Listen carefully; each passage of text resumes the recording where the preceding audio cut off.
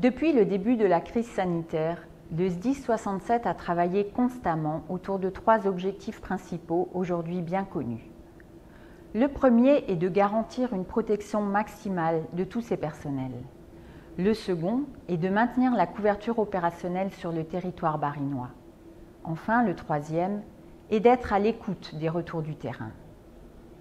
Depuis le desserrement du confinement mi-mai, la cellule de veille du SDIS 67, en concertation avec les acteurs de terrain, continue de décliner les mesures gouvernementales afin de permettre au SDIS 67 de poursuivre son adaptation à la situation, qui reste à la fois complexe et évolutive.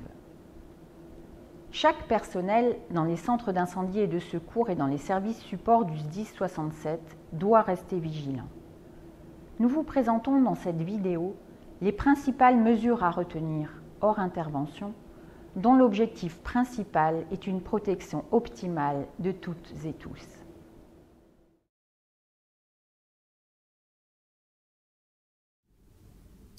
Les gestes barrières et les règles de distanciation physique doivent continuer à être scrupuleusement respectés, à savoir maintenir une distance de 1,5 m entre les personnes à tout moment et entre les postes de travail pour les bureaux, se laver soigneusement et régulièrement les mains avec de l'eau et du savon et les essuyer avec des papiers à usage unique, de préférence.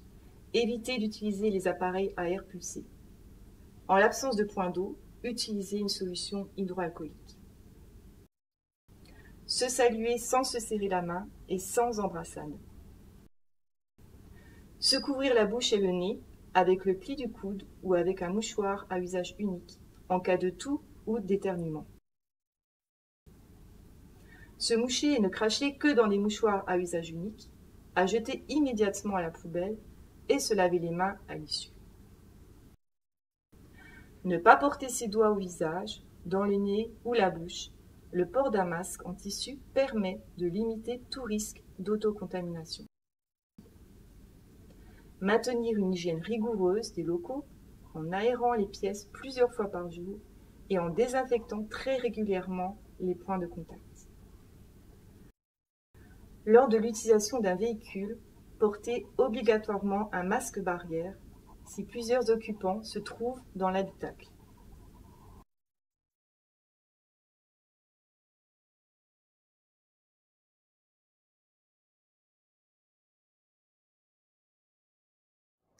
Le virus continue de circuler activement dans la population. Chacune et chacun d'entre nous peut y être exposé. Il appartient à tout le personnel du SDIS, sapeurs-pompiers professionnels, volontaires et personnel administratif et technique, de prendre connaissance des mesures à appliquer afin d'être informés et réactifs si le cas devait se présenter. Si vous êtes cas contact de votre milieu professionnel ou personnel et selon le risque du contact évalué par le service de santé, des mesures strictes sont à appliquer, telles que le port du masque et la surveillance médicale. Si vous présentez un ou plusieurs symptômes, ne vous déplacez pas. Avisez le service de santé.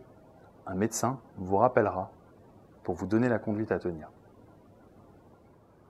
Toutes les mesures vous sont expliquées en détail sur les affiches « Mesures cas contact »,« Mesures cas malade ». Elles sont à appliquer strictement pour la sécurité et la santé de tous, notamment des plus fragiles. Si vous avez un doute ou une question, les infirmiers et médecins du SDIS 67 se tiennent à votre disposition pour vous répondre et vous aider dans l'application des mesures.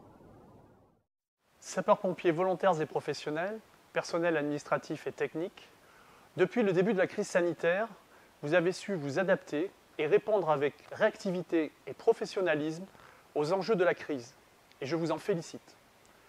Depuis le 11 mai, le desserrement du confinement nous permet de réajuster progressivement nos habitudes de travail. Le respect des mesures, rappelées dans cette vidéo, a permis à chacun et chacune de reprendre son activité professionnelle ou volontaire dans des conditions de travail spécifiques. Les gestes barrières doivent continuer à être scrupuleusement respectés pour la sécurité de toutes et tous. Je compte sur votre implication et sur votre rigueur, tant dans votre vie professionnelle que dans votre vie privée, pour faire preuve de la plus grande vigilance face au risque de reprise de l'épidémie.